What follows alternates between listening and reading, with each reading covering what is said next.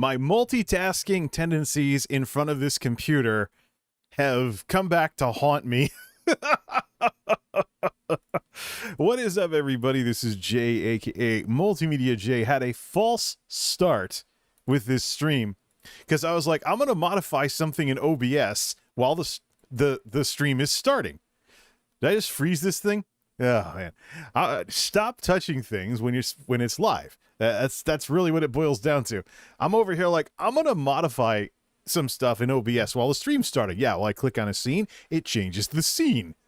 Duh.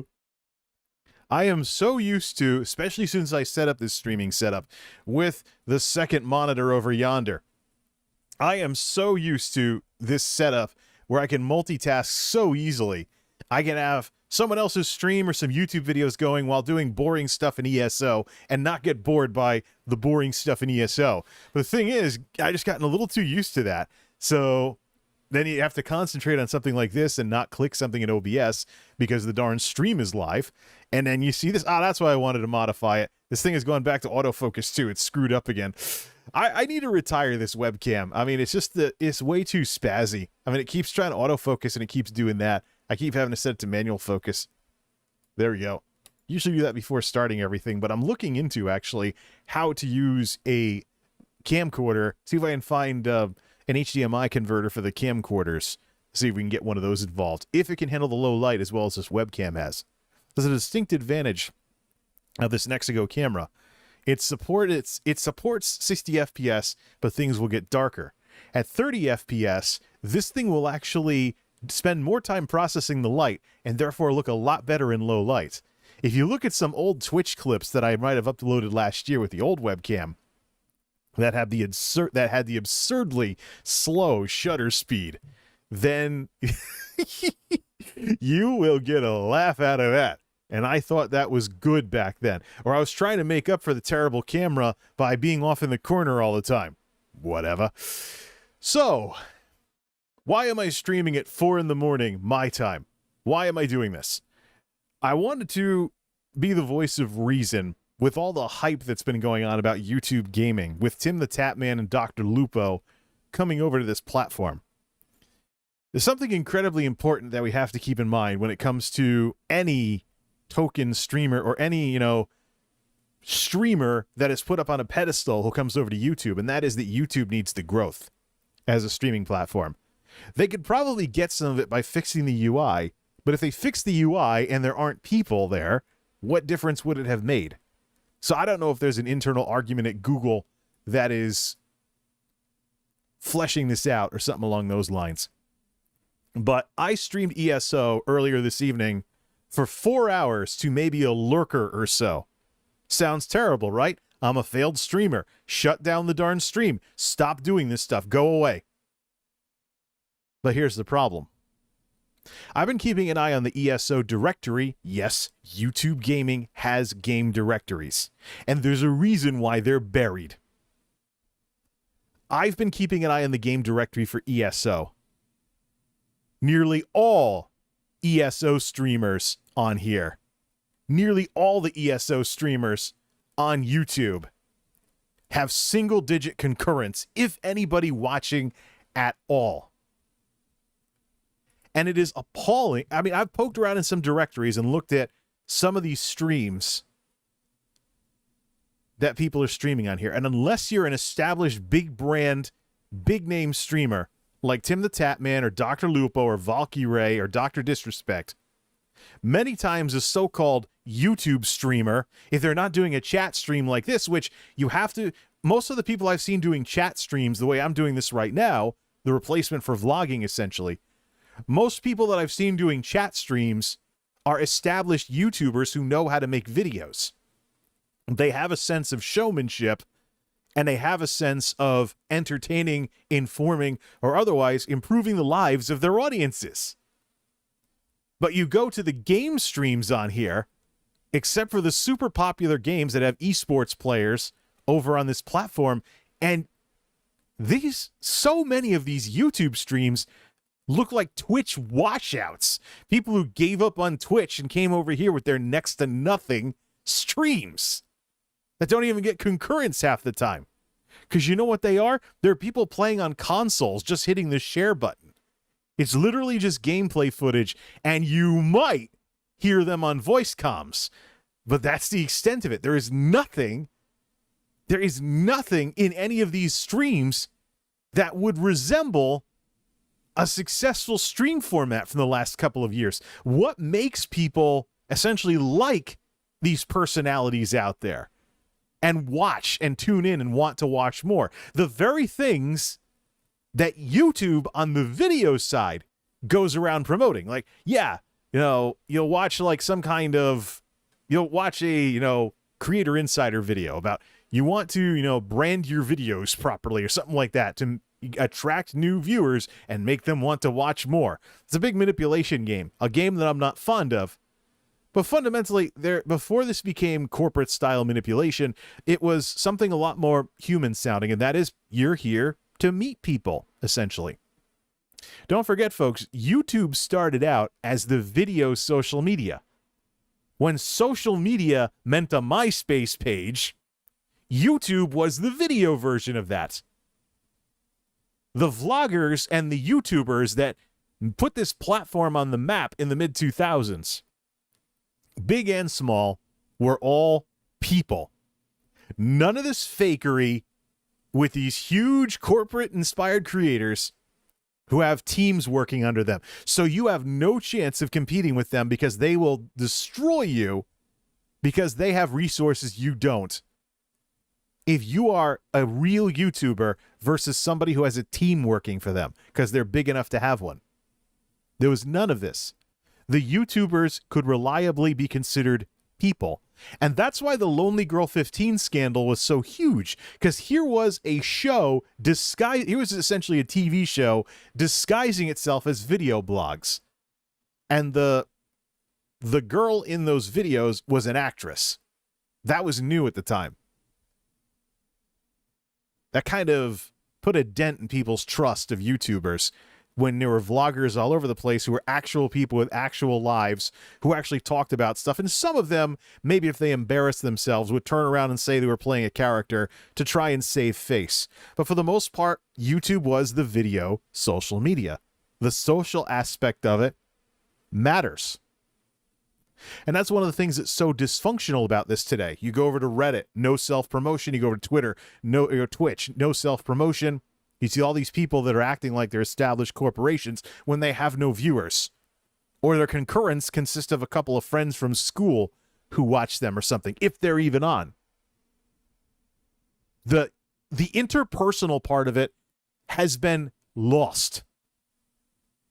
And this is one of the things I want to talk about today. I want to talk about, for lack of a better term, how Twitch has drugged us when it comes to streaming. The way we think about content creation has been warped by Twitch. They're highly successful with game streaming. They're highly successful with their tie-ins to gaming culture. They're highly successful with their influence of Discord and other gaming-related stuff like brand deals, things like that. They're highly successful under the Amazon umbrella, and they're also highly successful at getting you, streamer, content creator, YouTuber, to think a certain way about what it is that you're doing. But that's not the way it should be. When nobody knows you, you should be introducing yourself to people. Just like if you walk into a room, you walk into some social event, you have no idea who anybody is. Either you sit off in the corner by yourself, like having a drink or something, or you go over and you say hi to some people and introduce yourself. Bottom line, if you want people to interact with you, you have to be the one that takes the initiative.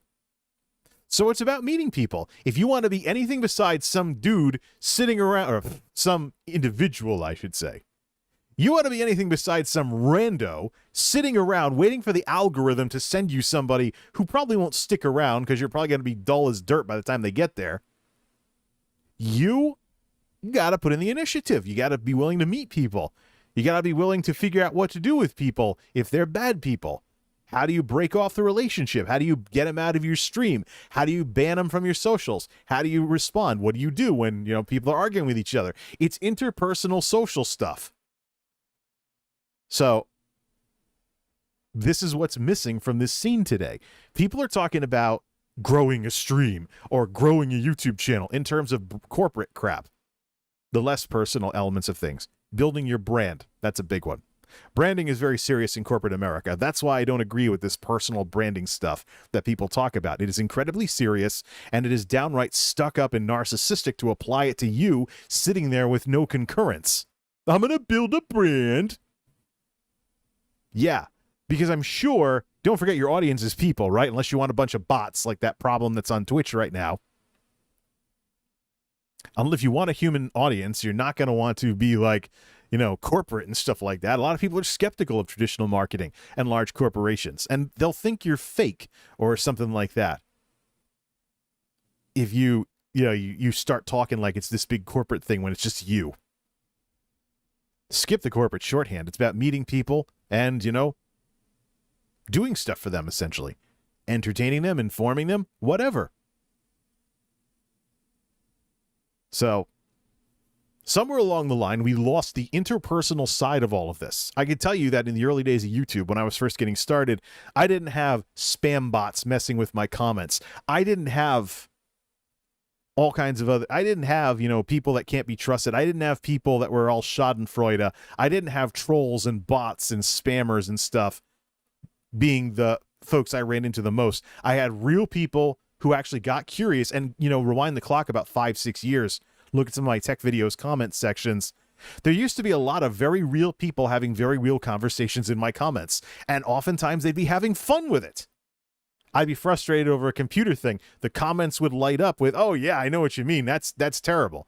There was no people trying to manipulate you into getting upset. There were no people trying to mess with you. You would get your trolls like anywhere else on the internet, but by and large, those would be offset by people who actually acted like decent human beings and gave you a reason to keep doing this stuff. Good luck finding that today.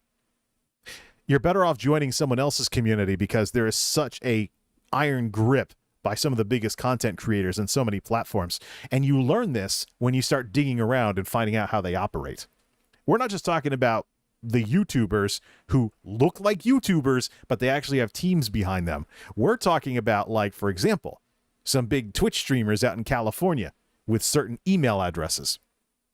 You look at the domains of the email, it's a talent agency that works with, like United Talent, that works with people in Hollywood, celebrities. So you have brushes with Hollywood and more traditional media infiltrating what you think is some cute girl live streaming Valorant or something like that. Oh, look, there's someone, they have a good camera set up, they must be rich. No. They're not rich. They're corporate.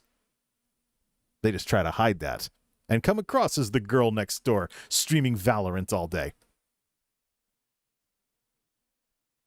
What a lovely scene we have nowadays with this stuff. So it's time for a reality check. Tim the Tap Man with his $1,500 donos on his inaugural stream on YouTube.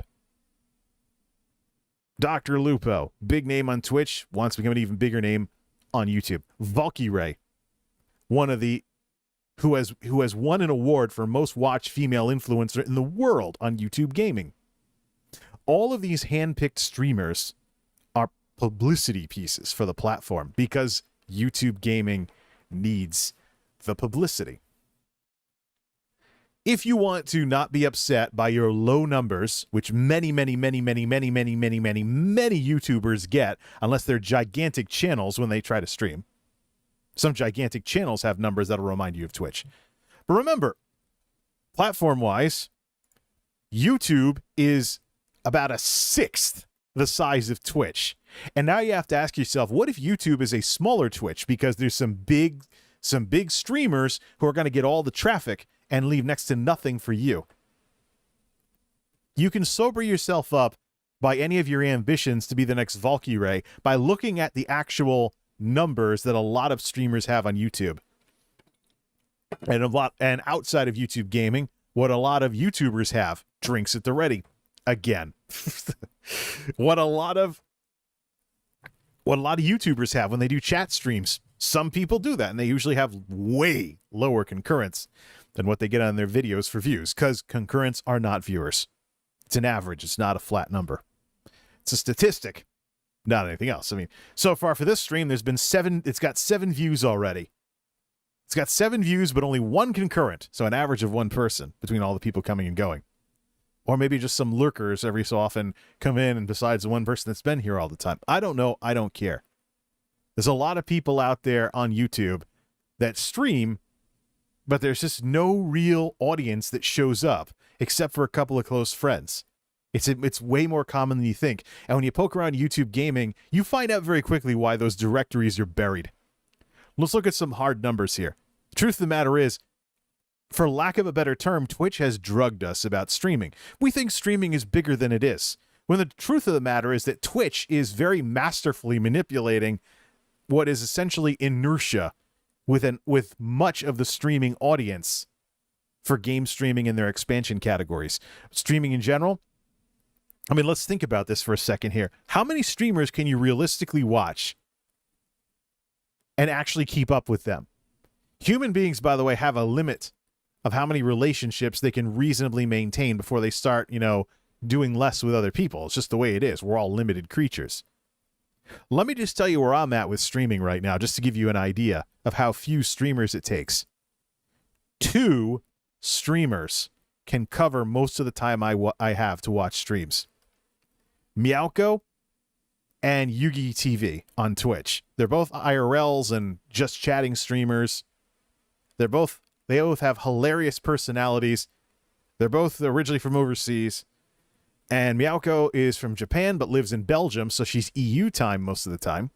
So she'll still be doing stuff when I'm getting ready to go to work in the evenings at my night shift job. And when I get home, someone from overseas like Yugi, when she's back at home and not touring the U.S., or maybe she's playing slot machines until the wee hours of the morning, Vegas time, I will see, she takes care of, when I get home from work. I don't need to watch any other streamers.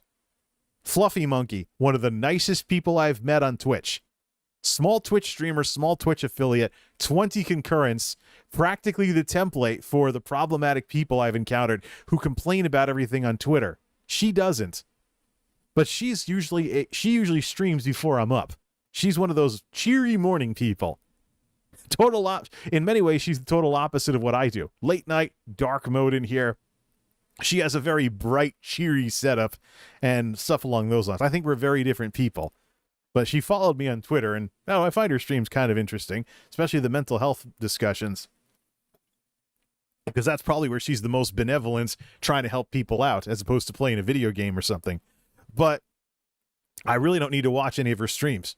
The time can be gobbled up just by the KIRLs alone, because they're streaming at all different time zones, because they're flying all around the world, and they're streaming at different times as they try to pick up new audiences. Just the KIRLs alone and that's just streamers. I watch a mix of stuff these days. It's not like I come home and I'm glued to some, KIRLs from halfway around the globe all the time. Mainstream media, for example, is very dominant on YouTube streaming. ABC News, mentioned it before. They've been the most internet-friendly mainstream media that I've ever seen. They've been streaming on the internet. I used to have in my cord cutter drop-down menu the ABC News Now website back when they were streaming independently before they started doing the YouTube thing. They might still be streaming independently. Who knows? But, ABC News, usually the top of my YouTube Who's Live thing, because I fall asleep to their news stories so darn much and wake up to, what the news is. It's like falling asleep with the TV on to me, as far as I'm concerned. So mainstream media has become very masterful with YouTube, either streaming live or creating highlights of their shows. MSNBC is huge for that. So CNN, so CNBC. Many mainstream media folks have very, very vibrant YouTube channels with lots of stuff, and they've homed in on a format that works for clicking through the news stories and catching up on stuff. So it's not just 2 streamers, it's 2 streamers if I'm not watching stuff on YouTube. Then we can get in with the YouTube stuff that I regularly watch, besides MSM, Angry Video Game Nerd, Virtual Legality, Angry Video Game Nerd, Virtual Legality, Toasty Brothers Technology. All these people, Toasty Bros, I think they're called, various tech videos and some other stuff like that. Yeah. Greenham, if he was doing regular stuff, I'd be watching him too. So yeah, very little streamers are necessary for you to actually have plenty to watch. And the odds are, if you have 2 streamers that can cover most of your potential hours to watch, they're probably big streamers who stream full time. Who's going to be able to compete with them? Nobody with a job. I can tell you that much. But, if you're sitting home on, welfare or something, do you have the money to compete with them with all the content that they can do, going to places or buying stuff? That's the thing. There's an inertia effect to this stuff. And it doesn't just happen with streaming. It also happens on videos as well. YouTube, of course, when you get big enough as a YouTuber, you hire a team. So now you have your time back because someone else is doing some editing, someone else is researching things for, if you do a commentary show, you build a team and you become a small org, essentially, as opposed to a YouTuber, someone doing it all himself. But someone who's doing it all themselves has no chance of competing against somebody with a big team behind them. A big experienced team, by the way. Or how about a big experienced, well-paid team behind them? So, I think we all need a reality check. And it's time to be realistic, especially on YouTube. Because YouTube does not have to copy Twitch. And they shouldn't copy Twitch, quite frankly. Because they've, premier video site in the world here. Because videos are such a strong thing here and not much on Twitch with the upload side of things anyways. Because videos are so strong here, YouTube would be better served going for hybrid content creation where streaming was just part of what you did. Anything that streams are better at, like reactionary stuff, vloggy type stuff, things along those lines. Anything streams are better at, do them with streams. Anything videos are better at, do them with videos. Because if you mix the two, like I've been learning over the last year and a half, almost 2 years now, heading towards 2 years anyways, as I've been learning over the past year and a half or so, when you do the wrong thing, when you have a video, for example, that would have been better off as a live stream. Many of my gaming videos fell into this category before I had the internet to start streaming. It's not going to be as good. And streams, I've had more than a few streams lately that got a little bit rambly, and they would have been far better served as videos. So if you mix up streams and videos, the results are not going to be as good. So, barreling away, streaming like a Twitch grinder should not be a thing on YouTube. Better not be a thing on YouTube. Doesn't need to be a thing on YouTube. So, the growth of YouTube gaming is really to get people to watch streams and get people actually using the product. Because right now, the numbers are downright sobering. Let's begin with some Excel. The numbers that I track with the Streamlabs Stream Hatchet quarterlies, which are lighting me up like the 4th of July right now. Excel made a new feature here where I just drop the UI out entirely and we just go to the tabs and the data. Put some blue in the screen as well. This is the audience ratio. Hours watched versus hours streamed. This is what I punch in every quarter and crunch the numbers on. Twitch is routinely the lowest. That's because they're the biggest streaming platform for game streaming, and some of the numbers you see on YouTube streams really reflect this. But at the very same time, they also have the most streamers, so it cancels out, essentially. The one to watch in terms of it getting worse will be Facebook. They're able to attract streamers, but they're not attracting enough people to watch the streams. And then YouTube had a little bit of a dip as well. Here's the hours watched, the audience growth. The hours watched, the audience growth, and you can see why the many YouTube streams that aren't big streamers being propped up by the algorithm have such terrible concurrence. Because you're talking 6511, this is in millions actually, for watch hours for Twitch last quarter. When you go down to YouTube, you're down to 1294. So this is the hours watched as contributed by the audience. Your biggest audience will be on Twitch, but you'll be fighting with the most people to get there. And so the net effects are what people say, like no discovery on Twitch. I think I should take a fresh screenshot of this and put it up on on Twitter as a sanity check for all the opinions that are flying around about YouTube versus Twitch lately. Even Devin Nash, who's wandering into my neck of the woods intellectually with some of the things he's saying. Now let's look at the creator-based growth. Here's the streamers. Hours streamed. This doesn't necessarily mean people. It just means amount of time people are spending streaming on these platforms. How much stuff is there to watch? You will find the most on Twitch. You will find that, and this is what keeps Twitch going. Twitch is better for viewers than it is for streamers. Streamers crowd the heck out of each other to the point where Twitch has such terrible ratios between hours watched and hours streamed. But if you're looking for something to watch, odds are you'll find more of it on Twitch than anywhere else. Substantially so. There's also, I believe, millions or something like that. 243 go down to YouTube. 8.9. Facebook. 29.7. They can get creators, but where are the people? And if the people don't show up, how many creators are going to keep going?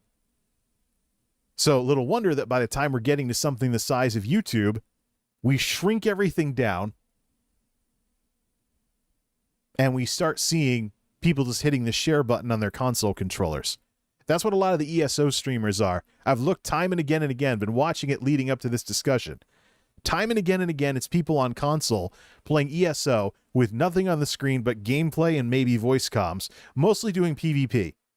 Some of them aren't even streaming in 1080-60, despite YouTube's technological superiority when it comes to available bit rates. Some people aren't, so that's the situation that we find ourselves in. Now, let's look at something here and hope I don't pick up Live Control Room by mistake. So we're going to minimize Live Control Room, and let's link up the web browser, the thing I was trying to fix earlier. Link it up to Firefox, and it's time to get schooled on what YouTube gaming looks like outside of the Valkyrays and the Tim the Tapmans and the Dr. Lupos of the world. Here it is. Devin Nash is like, YouTube doesn't have a game directory. Yes, they do. It's buried. It's auto-generated. You can't share this. And there's probably darn good reason why you can't share this. Refresh. Has anything changed? Close the side panel with all that mainstream media.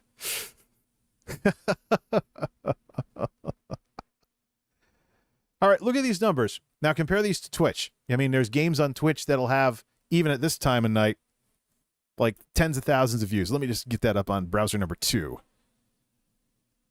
I'll go to Chrome for this one. Go to MultimediaJay, which has nothing on it, except for that little message I wrote about the hate botter problem that small streamers getting clobbered with right now. Let me go to browse, and let me go to viewers high to low. Just chatting is let me just fire off some numbers just to compare it to. So Fortnite on YouTube has only 20,000 people watching worldwide. Fortnite on Twitch has 56 grand. Apex Legends 79 grand. Where is it on here? This is Free Fire with 17,000. Get the pointer back. PUBG Mobile India, 19 grand. So 38 grand for this Mobile Legends Bang Bang game, whatever the heck it is. PUBG Mobile specifically has 5 grand. But these are smaller games on Twitch. Minecraft, 13 grand. How big is Minecraft on Twitch? I got it on another browser that's off screen. Where's Minecraft? I probably have to scroll a bit for it. 18 grand. So, yeah, a little bit of a mix there. But so here's the top games. And here's numbers that YouTube is not going to see anytime soon. Just Chatting, 190 grand. Ignore that. That's the YouTube category, essentially. Grand Theft Auto 5, 159 grand. League of Legends, 108 grand. Apex Legends, 79 grand. Fortnite, 56 grand. Slot Machines, 49.6 grand. Dota 2, 42.2 grand. Call of Duty Warzone, 39.2 grand. Shall we continue? Valorant, 36 grand. Lost Ark, 35, or excuse me. Valorant, 36 grand. Lost Ark, 35 grand. Rust, 28 grand. Music, 28 grand. Hearthstone, 28 grand. So Genshin Impact, 21.8 thousand people watching worldwide on Twitch. Escape from Tarkov, 19 grand. World of Warcraft, 19 grand. Versus what you see on the screen, which is YouTube. Many, many, many, many, many games on Twitch smoke their counterparts on YouTube Gaming. Absolutely smoke in terms of concurrence. Valorant, 2,000 people. Smash Brothers, just shy of 3,000. Assuming none of these are bots. Let's look at League of Legends here. League of Legends, popular esport game. Person in the wrong category, 341 concurrence. Don't even know what this is, 164. Some esports players can get to the 1,000 mark, but then you get to 2 viewers, 5 viewers, hundreds maybe here and there, 92, da-da-da-da-da-da-da.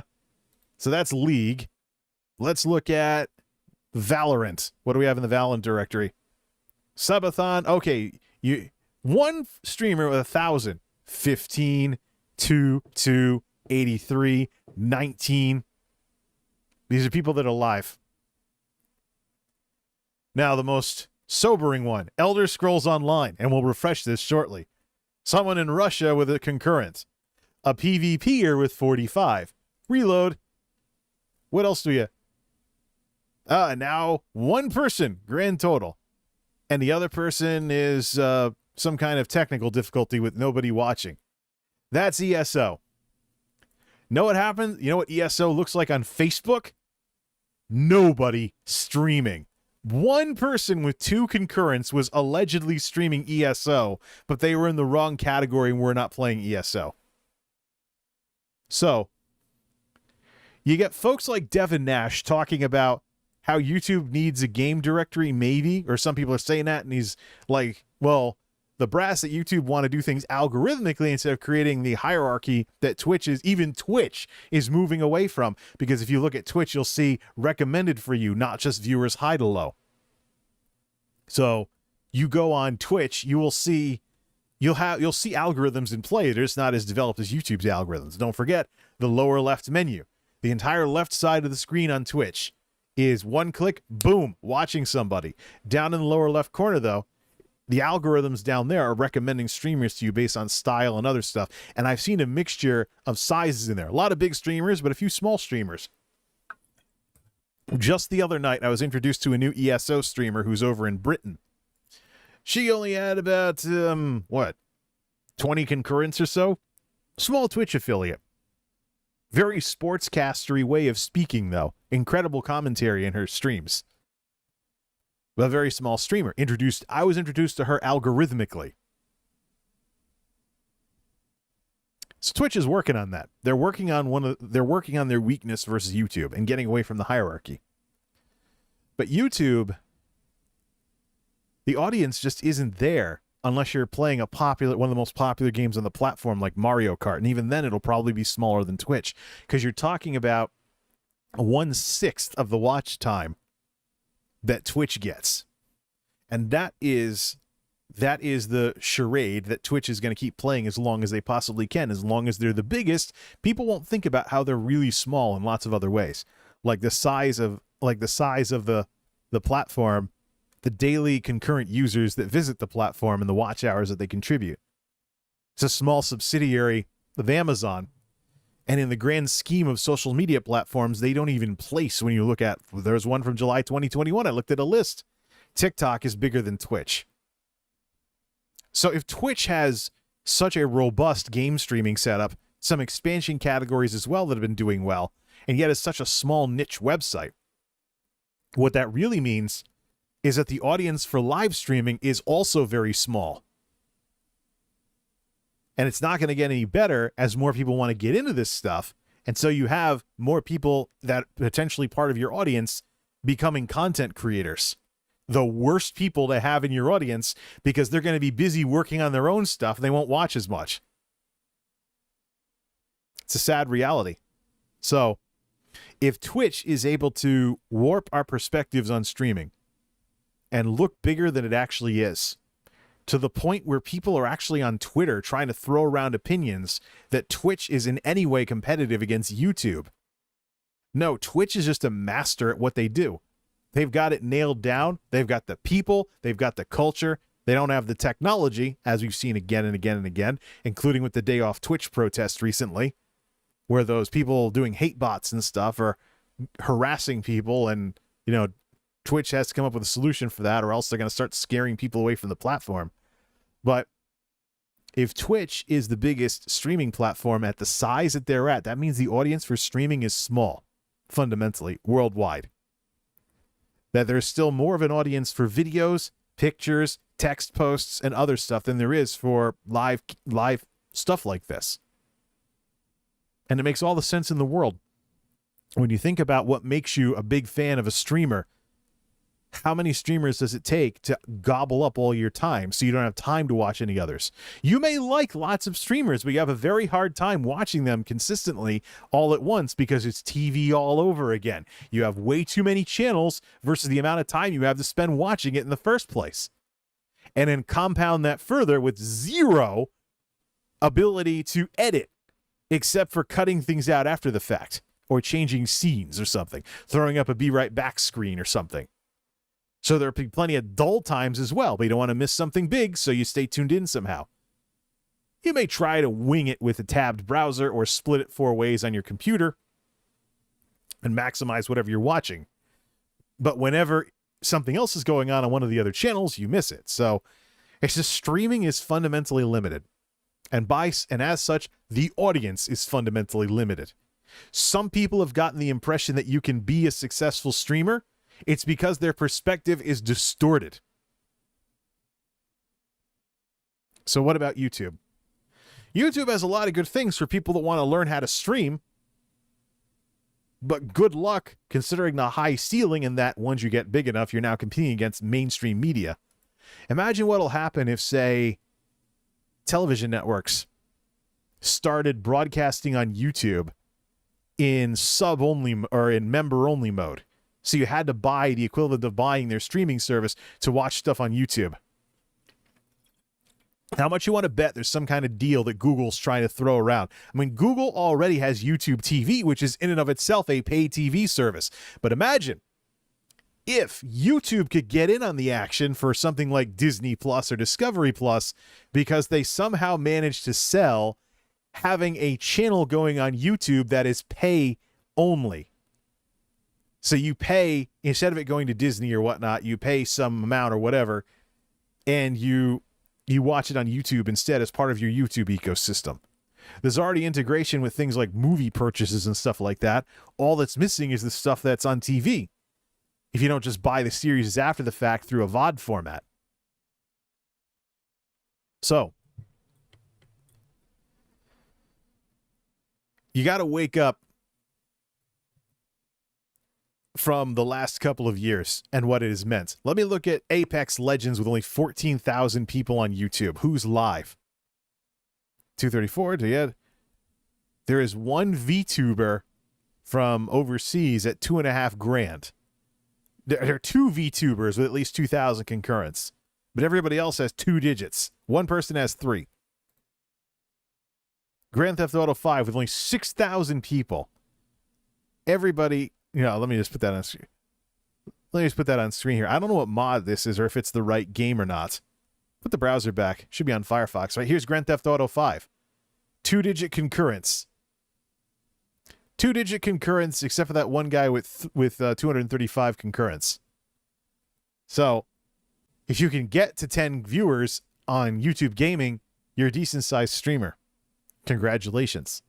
So, just like what happened on Twitch, as Twitch developed into what it is today, the streamers you look up to for inspiration, like the Valkyrays of the world and the Dr. Disrespects of the world, they are anomalies.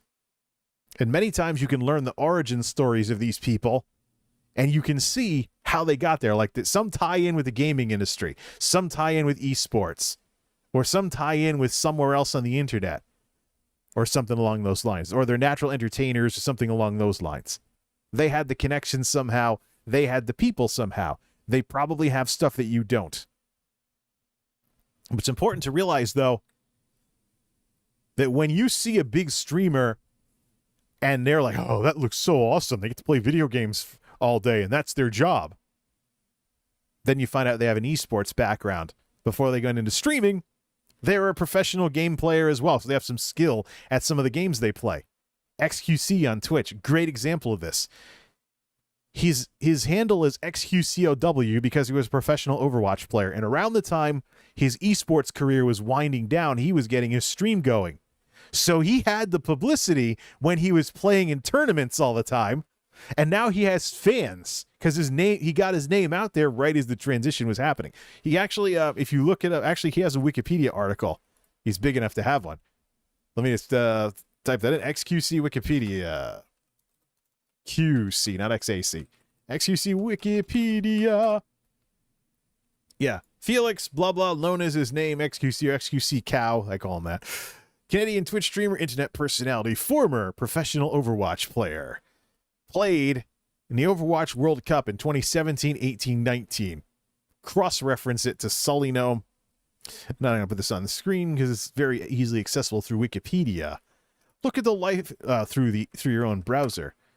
Look at XQCOW on Sully Gnome.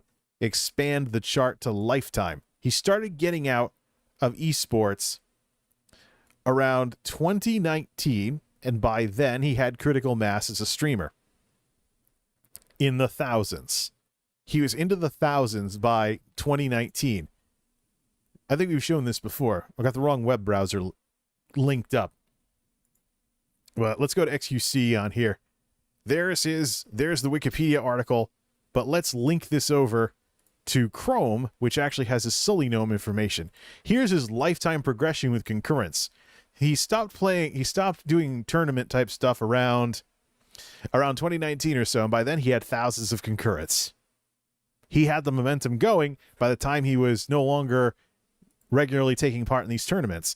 Maybe he's done some esports events since. I'm not too familiar with the guy, but what I am familiar with is the overlap. As his professional gaming career was winding down, his stream was ramping up. It was a transition for him. That's what the numbers very bluntly show here. How many of you have that? Thought so. Sober up, people. There's a reason why I've been calling this the streaming bubble, and I hope this is just a few good examples of that. So what is the future of streaming? The future of streaming is that whatever it's better at is when you do it. But if you do too much videos or too much streaming or whatnot, forget it. You do too much videos or too many streaming. Fundamentally, though, you're just trying to make friends here. I mean, I've been humbled, actually, seeing views come in for my stream replays after the fact, seeing that people are watching them when they get around to it because they're on a different schedule. They're not a night person like I am. It's gotten to the point where some of the stream replays, this is unedited for the most part, except chopping out BRB screens, and when I'm verifying the connection at the start of every stream, they're getting views-wise up around what non-tech videos used to always get. So, and then when they get to be like months old, the algorithms kick in for small streamers like me super darn slow. We can start seeing some of them approach 40, 50 views and whatnot. And keep in mind, if YouTube has something that requires a certain percentage of the video to be watched before it will register a view, it is harder for stream replays than literally anything else that I put on YouTube. Literally anything else. Because they're just that much longer. You're not talking a 15-minute or a 5-minute video here, or even a quick 1-minute YouTube short. You're talking hours? And some, how busy we all are these days, who has that time? But yeah. Future of streaming. It's going to be part of what you do, but the reason why Twitch has done as well as it has done in the last couple of years is because YouTube didn't have their stuff together. YouTube's working on getting their stuff together. But in the meantime, in the time that YouTube was floundering, Twitch really got to hone their craft, so to speak. Build a culture, attract over YouTubers who went over there because of monetization or a different experience or different attitudes among people or more of a gaming focus. They got to really get good at what they do. It's going to be harder now probably to compete with Twitch than it was a couple of years ago. But times change. As it stands right now, though, YouTube has the very distinct advantage of not needing to be a Twitch clone. There are services like Trovo that are starting up that are essentially copying Twitch. Let me check out Trovo. See if their UI is still such a ripoff. See, who owns them? Is that the... Yeah, Tencent owns Trovo. Oh, yeah. Team Green, baby. And their front page streamers have only hundreds of concurrents. I suppose they're doing all right, I guess. But it's from all around... It's from all around the world. There's a lot of folks from Serbia and Croatia that are streaming on the front page. Kind of cool. Kind of cool, but then, you know, the young, good-looking people with only like 10 concurrents or something, it's not any better than Twitch. See, front page space. Nobody on the front page has more than 2-digit concurrence. So, maybe Tencent can be willing to sink the money to build up a content delivery network. But Trovo needs to prove itself first. Yeah, Trovo needs to prove itself first because they're far from the first mover in this industry. So, future of streaming is that it's a tool in the toolbox. As we're seeing, even videos being forced to essentially, you know, do an about face, like YouTube scrambling with YouTube Shorts. TikTok has its problems too, though. But the short video kind of brings back the simple video that can go viral that's been missing as YouTube has become more of a place for people with super expensive cameras and whatnot to make produced stuff that the amateur has trouble doing. Then all of a sudden, just like disrupting TV back in the day, YouTube gets surprised. YouTube gets surprised by the return of simple viral videos. So YouTube Shorts will be one thing, especially, you know, that are mobile friendly. So YouTube Shorts will be one thing, videos will be another thing, streams will be another thing. But you don't want to focus too much on one or the other. They all have their strengths and weaknesses. It's a matter of when you use which format. But that is a luxury that Twitch doesn't have, unless they really pour some resources into improving their ability to do stuff other than stream. But considering the technological problems that are causing some of the harassment issues over there, I don't know if they have any resources to spare. I'm not going to assume they do. Just some things to think about. It's like the Matrix with the red pill and the blue pill. Take one, it's like nothing happened. Take the other, you see how deep the rabbit hole really goes. When you start to take a look, a very serious look, and get past all the marketing, and you take a look at these platforms, you find out very quickly just how much people have been sold a bag of goods. The question then is, what do you do about it?